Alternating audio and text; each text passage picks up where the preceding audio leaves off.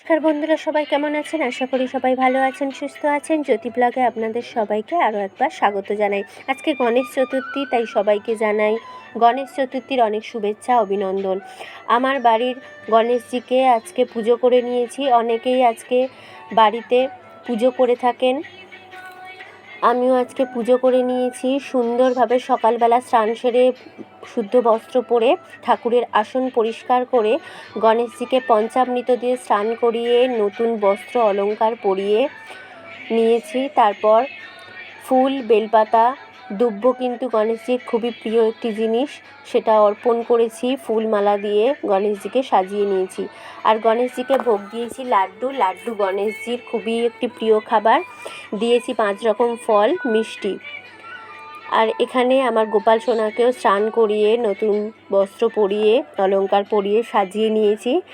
তারপর তাকেও ফল মিষ্টি ভোগ দিয়েছি।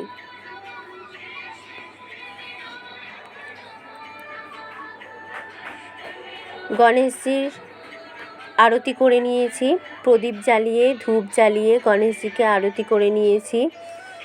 গণেশজিকে পৈতে অর্পণ করেছি, পৈতে আর দুব্ব অর্পণ করেছি, যা হচ্ছে গণেশজির খুবই প্রিয় একটি জিনিস।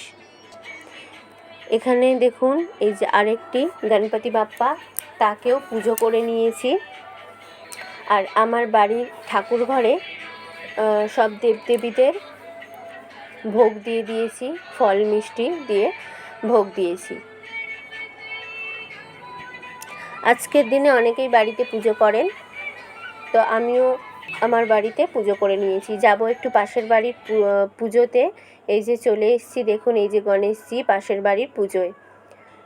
তো পুজো দেখা হয়ে গেছে, এবার চলে এসেছি বাড়িতে। সন্ধে হয়ে গেছে, সন্ধেবেলা আরেকবার গণেশজিকে ভোগ দেব। তো এই যে দেখুন, মোদক ভোগ দিয়েছি। মোদক গণেশজির খুবই প্রিয় একটি, খুবই ভালো লাগার একটি খাবার। তো এটি সকালে পাইনি এখানে, তো সেই জন্য লাড্ডু ভোগ দিয়েছিলাম। আমার হাজব্যান্ড অফিস থেকে আসার সময় মোদক পেল, তাই নিয়ে এসছে।